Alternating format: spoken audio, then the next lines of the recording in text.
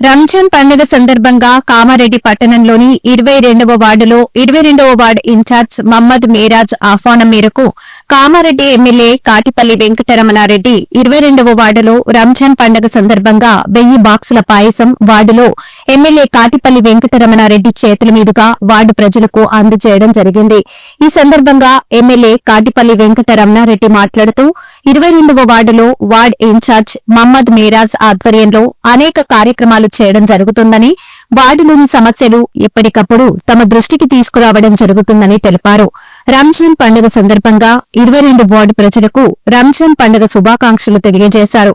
వార్డులో ప్రజలందరూ కలిసిమెలిసి ఉండాలని, వార్డులో ఏ సమస్య ఉన్నా మీరాజ్ దృష్టికి తెలపాలని సూచించారు.